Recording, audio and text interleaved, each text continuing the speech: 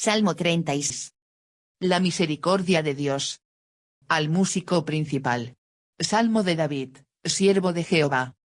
La iniquidad del impío me dice al corazón: no hay temor de Dios delante de sus ojos. Se lisonjea, por tanto, en sus propios ojos. De que su iniquidad no será hallada y aborrecida. Las palabras de su boca son iniquidad y fraude. Ha dejado de ser cuerdo y de hacer el bien. Medita maldad sobre su cama. Está en camino no bueno. El mal no aborrece. Jehová, hasta los cielos llega tu misericordia. Y tu fidelidad alcanza hasta las nubes. Tu justicia es como los montes de Dios. Tus juicios, abismo grande. Oh Jehová, al hombre y al animal conservas. Cuán preciosa, oh Dios, es tu misericordia. Por eso los hijos de los hombres se amparan bajo la sombra de tus alas. Serán completamente saciados de la grosura de tu casa. Y tú los abrevarás del torrente de tus delicias. Porque contigo está el manantial de la vida. En tu luz veremos la luz. Extiende tu misericordia a los que te conocen. Y tu justicia a los rectos de corazón. No venga pie de soberbia contra mí. Y mano de impíos no me mueva. Allí cayeron los hacedores de iniquidad. Fueron derribados, y no podrán levantarse. Misericordia hacia los cielos. Este salmo tiene por título, al músico principal. Salmo de David, siervo de Jehová. Solamente el Salmo 18 también utiliza la frase siervo de Jehová en su título, y Trapp observó que el Salmo 18 viene de David de sus días como anciano, y que el Salmo 36 de un David en sus días de juventud. De la juventud hacia los años de la vejez, él era David, siervo de Jehová, y él tomaba más placer en los nombres del deber que la dignidad. Trapp. A. Un contraste entre el hombre impío y el Dios justo. 1:4, el hombre impío. La iniquidad del impío me dice al corazón: no hay temor de Dios delante de sus ojos. Se lisonjea, por tanto, en sus propios ojos. De que su iniquidad no será hallada y aborrecida. Las palabras de su boca son iniquidad y fraude. Ha dejado de ser cuerdo y de hacer el bien. Medita maldad sobre su cama. Está en camino no bueno. El mal no aborrece. A. La iniquidad del impío me dice al corazón. El sentido en la versión original es que esto es un oráculo de transgresión, como si David fuera enseñado de una manera divina por el pecado de los demás. Y contrasta esta fórmula con, literalmente, oráculo del Señor, oráculo de Etc. Génesis 22 2.16. y 2 Samuel 23 2.11, etc. Kidner. Y los pecados del hombre tiene una voz hacia los oídos piadosos. Son el índice extremo de una maldad interna. Spurgeon. Y hay una manera secundaria de entender esto, es que el oráculo de la transgresión es aquella que habla de la iniquidad del impío mismo en su corazón. Tenemos entonces una audaz personificación de la transgresión, como si hablara de lo secreto del corazón del impío, como si fuera de una cueva oscura, tal como traficaban o cazaban los oráculos paganos. Este es el hecho de cómo los hombres llegan a hacer el mal, que tienen dentro de sí una voz que susurra falsedad. McLaren. B. No hay temor de Dios delante de sus ojos. Esto puede ser obvio, pero a menudo se olvida. El fundamento del carácter y obras del hombre impío es una falta del temor de Dios. Él no respeta o rinde reverencia a Dios como debiera. Y es probable que Pablo tiene este salmo en la mente mientras componía los primeros capítulos de su gran epístola, ya que cita el versículo 1 en Romanos 3:18. Boyce. Y la descripción del hombre impío es gráfico. Él, por ciertos medios, se ha persuadido a sí mismo de que Dios no interfiere con los hombres. Como consecuencia, él no tiene temor de Dios, coloca el trono dentro de sí mismo, en el centro de su propio ser, y va por la senda de la maldad tanto en pensamiento como en acción. Morgan. C. Se lisonjea, por tanto, en sus propios ojos. El impío disminuye su estimación de Dios y eleva la estimación de sí mismo. Él tiene un precepto más elevado de sí mismo que debiera de tener, tanto en sus pecados, su iniquidad, y sus prejuicios, aborrecida. Y la esencia de la lisonjearía se halla en las palabras que dicen que uno es mejor que lo que él o ella en realidad es. Usualmente pensamos de la lisonjera como si viniera de otras personas, pero somos completamente aptos para decirnos a nosotros mismos de que somos mejores de lo que en realidad somos. Y Mateo Poole describió varias maneras en que uno puede lisonjear de sí mismo en cuanto al pecado. Punto centrado que sus pecados no son pecados, de lo cual una mente corrupta por la pasión y el interés puede creer fácilmente. Punto centrado que sus pecados son pecados pequeños y es venial. Punto centrado que sus pecados serán excusados, si no son justificados por intenciones honestas, o por una profesión externa y ejercicio de la religión, o por alguna buena acción, con lo cual él piensa que hará algo de compensación para ellos de alguna u otra manera. Y él no tiene a Dios delante de sus ojos en una reverencia santa, por lo tanto se pone a sí mismo allí en una admiración impía. Aquel que tiene en poco a Dios se alza mucho a sí mismo. Aquellos que olvidan adorar caen en la adulación. Los ojos deben ver algo, y si no admiran a Dios entonces se lisonjearán a sí mismos. Spurgeon. Y de que su iniquidad, él vanamente piensa que sus crímenes serán excusados, o disfrazados, hasta que el descubrimiento rompa el encanto, y disperse el engaño. Orne, hasta que Dios, por medio de un terrible juicio, le desengañe. Poole. V. Se lisonjea cuando el pecado es descubierto. El suavizar la conducta de sí mismo hacia la conciencia de alguien, el cual es el significado del hebreo, es el allanar la senda de sí mismo al infierno. Spurgeon. D. Ha dejado de ser cuerdo y de hacer el bien, el carácter del impío es mostrado en sus palabras, las cuales son iniquidad y fraude, en sus planes, medita maldad, en sus hábitos, está en camino no bueno, y en sus atracciones, el mal no aborrece. Y iniquidad y fraude, este par de perros infernales cazan juntos, y lo que uno no atrapa lo hará el otro, si la iniquidad no puede ganar por opresión, lo hará el fraude por la astucia. Spurgeon. Y medita maldad sobre su cama, lo cual resalta que lo hace, 1. Constantemente y sin preocupación, prefiriéndolo antes de su propio descanso. 2.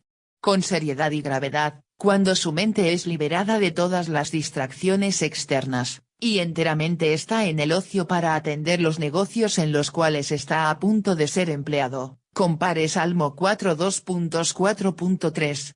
Libremente, de su propia inclinación, ninguno está presente para provocarle hacia ello. Poole. Y la persona malvada no está meramente desviándose hacia los caminos malvados. Él inventa las maneras para hacerlo, en contraste con los piadosos que pasan las horas de la madrugada meditando en Dios y sus mandamientos, como en Salmo 1:2.2 y 63:2.6. Boice. Y sobre su cama. Está en camino. La frase sobre su cama es un paralelo de está en camino. El impío considera la maldad tanto mientras está acostado y cuando está caminando. Van Gemeren. V. Está en camino no bueno, y no tuvo la intención de quedárselo, ya que la palabra importaba, ya está preparado, y no será conmovido, y cada partícula es tan buena como tuvo la intención de que fuera. Trapp. B. El mal no aborrece, muy lejos de tener un desprecio y aborrecer el mal, él se regocija en ello, y lo fomenta. Él jamás aborrece alguna cosa mala debido a que es mala, sino que medita en ello, lo defiende, y lo practica. Spurgeon. B. El pecado se halla en lo que no hacemos así como en lo que hacemos. Una nota que resalta en esta descripción es la prominencia de pecados negativos entre los que son positivos. Cesar de hacer ... y coma no es bueno ... y coma no desprecia. Kidner. 2. 5:6. El buen y justo Dios. Jehová, hasta los cielos llega tu misericordia. Y tu fidelidad alcanza hasta las nubes. Tu justicia es como los montes de Dios. Tus juicios, abismo grande. Oh Jehová, al hombre y al animal conservas. Ah, Jehová, hasta los cielos llega tu misericordia. Sentimos que David pensó lo suficiente sobre el impío. Ahora se vuelve hacia la misericordia y fidelidad de Yahvé, Jehová, el Dios de pacto de Israel. Y la traducción de misericordia aquí es inconsistente, pues la misma palabra hebrea es traducida como bondad tanto en Salmo 36 2.7 y 36 2.10. Esta maravillosa palabra habla del amor y misericordia de Dios, pero especialmente para su pueblo de pacto. Y el más importante de los atributos desde la perspectiva de este salmo es Esed, usualmente traducido como amor sin condición o bondad. Boice. Y uno puede fácilmente imaginar que el salmo fue escrito desde una altura natural de la cual el canto miraba hacia lo lejos del escenario en los cuales miraba símbolos de verdad concerniente a su Dios. Note el alcance de la visión, los cielos, el firmamento o las nubes, las montañas, la gran expansión, el río, y sobre todo, la luz. Morgan. Y Jehová, hasta los cielos llega tu misericordia, como el etéreo azul, abarca toda la tierra, sonriendo sobre la naturaleza universal, actuando como un pabellón para todas las criaturas de la tierra, sobrepasando los más elevados picos de las provocaciones humanas, y elevándose sobre la bruma de la transgresión de los mortales. Spurgeon. B. Misericordia. Fidelidad. Justicia.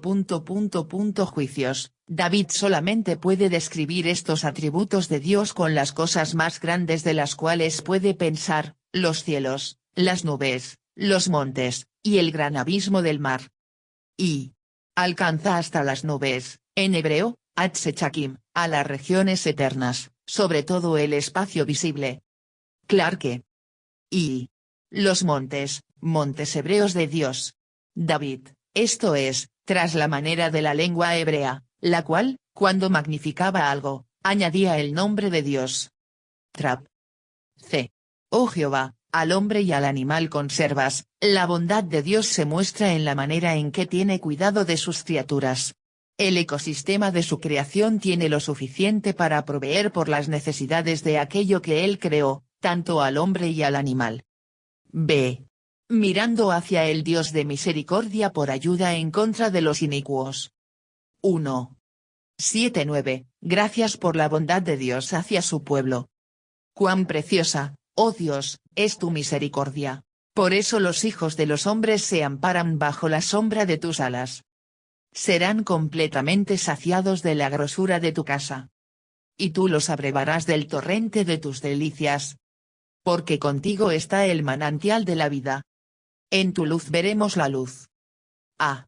Cuán preciosa, oh Dios, es tu misericordia.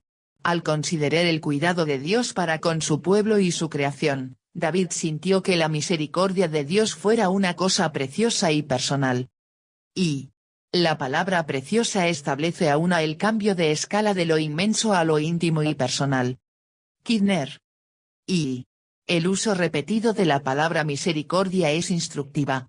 Necesita ambos énfasis, que del versículo 5 es tan grande para tomarlo, y del versículo 7 el dejar ir. Kidner. B. Por eso los hijos de los hombres se amparan bajo la sombra de tus alas, el Dios misericordioso es un lugar de descanso y protección para el pueblo de Dios. Dios invita a todos entre los hijos de los hombres a hallar este refugio de confiar en Él. Y hay dos maneras principales en que los comentaristas entienden la ilustración de la sombra de tus alas. Algunos lo toman con el significado de las alas de los querubines que están sobre el trono de Dios, y representa su tabernáculo y templo, incluyendo el arca del pacto, la misma representación de su trono. Otros lo toman en un sentido en que la gallina cubre a los polluelos bajo sus alas para proteger, esconder, y cubrirlos. Y esto, hablando tras la ilustración, son las dos alas de la bondad divina, bajo los cuales los hijos de los hombres se refugian. La alusión puede ser hacia las alas de los querubines, sobre el propiciatorio. Clarke. Y como gallinas en una tormenta, o cuando amenazaba la comadreja, ir para cubrirse bajo la gallina. Trap. Ib. La ilustración de tomar refugio en la sombra de tus alas fue utilizado en Ruth por Booz, Ruth 2:12, y de Jerusalén por Jesús, Mateo 23:37, muestra un aspecto de salvación la cual es tan humilde como alentadora. Kidner. C. Serán completamente saciados de la grosura de tu casa. Dios tiene cuidado y protege a aquellos que confían en él, así como un anfitrión lleno de gracia y honor, el cual atendería a cualquiera en su casa. La plenitud de la casa de Dios es suficiente para satisfacer a cualquiera, ofreciendo un virtual torrente de tus delicias. Y serán completamente saciados de la grosura de tu casa. La palabra completamente aquí es grosura, y su uso es sugestivo. La grosura es estimada como la mejor y más excelente comida, por lo tanto, el santo fue ordenado a ofrecer la grosura en sacrificio bajo la ley. Así como Dios espera lo mejor de nosotros, así Él nos da lo mejor. Swinnock, citado en Spurgeon. Y la grosura de tu casa. Spurgeon citó una historia por Arnott sobre un hombre que movió a su familia a una más amplia y equipada. Su hijo pequeño corría por la casa gritando, ¿esto es nuestro padre? ¿Y esto es nuestro? Arnott observó, el niño no dijo, esto es tuyo, y observe que el padre, mientras contaba la historia, no fue ofendido por esta libertad. Podías leer en sus ojos brillantes que la confianza del infante sobre apropiarse como propio todo lo que el padre tenía era un elemento importante de su satisfacción. Esto será una de nuestras grandes alegrías en el cielo, cuando lleguemos a la casa de nuestro Padre. Con una satisfacción sin medida tendremos el derecho de rondar por el cielo y decir, ¿esto es nuestro? ¿Y esto es nuestro? Y lo dirá por la eternidad. Y torrente de tus delicias, la unión con él debe ser la fuente de toda nuestra delicia, así como de todo verdadero fruto de deseos. Posiblemente una referencia al Edén se pueda considerar en la selección de delicias, la cual es afín con ese nombre. Maclaren. Y torrente de tus delicias, algunas gotas de la copa celestial son suficientes, por un tiempo, para hacernos olvidar nuestras tristezas, aun cuando estamos en medio de ella. ¿Qué pues no podríamos esperar por esas corrientes de delicias que están a tu diestra para siempre, oh Señor? Orne. V. Agustín nos dice que un día, cuando estuvo a punto de escribir algo sobre el 8º versículo del Salmo 36, tú les harás beber de los ríos de tus delicias, y ser casi ahogado por la contemplación de las alegrías celestiales. Brooks, citado en Spurgeon. B. El concepto del salmista sobre la religión es esencialmente alegría. No hay duda de que hay fuentes de una tristeza peculiar para el hombre religioso, y él es necesariamente apartado de mucho del efervescente veneno de las alegrías terrenales drogadas por el pecado. Mucho en su vida es inevitablemente grave, austero, y triste. Pero la fuente de alegría que es abierta es mucho más profunda que aquellas que están cerradas. Maclaren. D.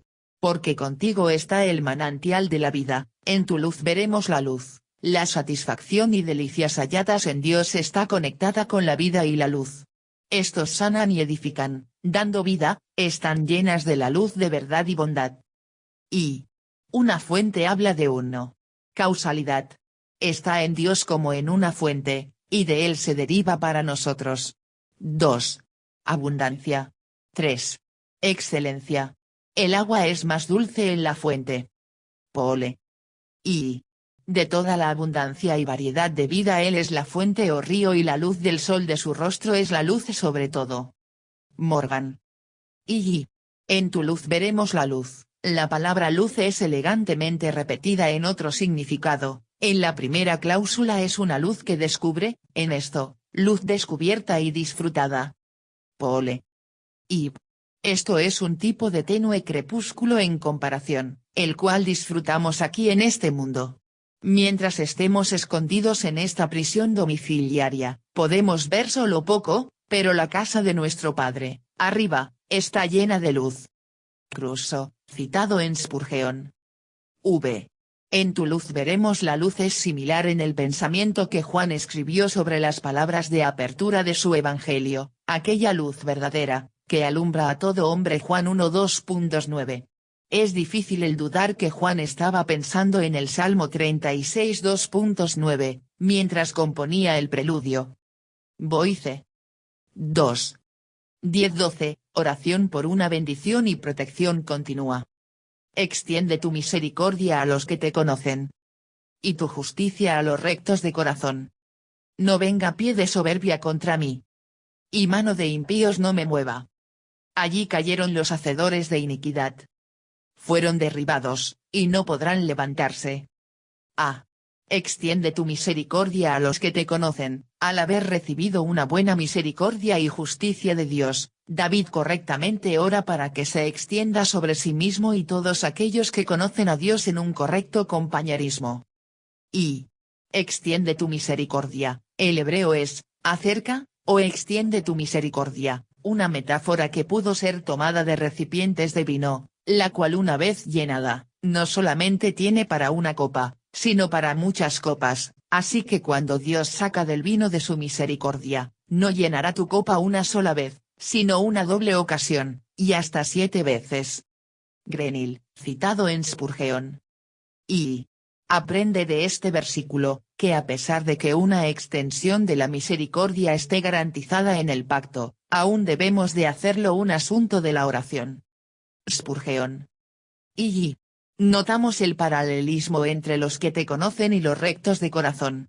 David pensaba de manera natural que aquellos que genuinamente conocían a Dios serían rectos de corazón. No venga pie de soberbia contra mí. David anteriormente bendijo a Dios como aquel que protege y bendice a su pueblo, Salmo 36:2.7. Ahora David oró para que Dios cumpliera este aspecto de su carácter, protegiendo a su siervo en contra del pie como la mano de impíos. Allí cayeron los hacedores de iniquidad. David consideró el final de los impíos en los cuales había pensado al inicio de este salmo. Ellos cayeron y de tal manera que ya no podrán levantarse. En cambio el justo que cae 7 veces, se levantará de nuevo. Proverbios 24:16, los hacedores de iniquidad permanecen en el polvo mientras Dios protege a sus siervos. Desde su sereno refugio debajo de sus alas, el proveedor mira la senda de los enemigos desconcertados, y mira el final el cual ofrece la mentira del oráculo de la transgresión y sus adulaciones. Ellos son derribado, la misma palabra como en la ilustración del ángel del Señor que les persigue en el Salmo 35. Maclaren. Hay un énfasis en la palabra allí en esta frase. Algunos piensan que refleja la soberbia mencionada en el versículo anterior, otros sobre el lugar donde los hacedores de iniquidad practican su pecado. Allí, ha sido aplicado por muchos de los padres hacia la soberbia mencionada en el versículo anterior. Allí, no por soberbia, dice Agustín, todos los pecadores perecen. Clarke. Allí, donde llegan contra mí, y esperan arruinarme. Pareciera como si él apuntara a dicho lugar con su dedo. Pole. Allí, donde planearon o practicaron la caída del justo, así como Henry Illy de Francia fue apuñalado en la misma cámara donde él y otros habían ideado la masacre parisina. Trapp.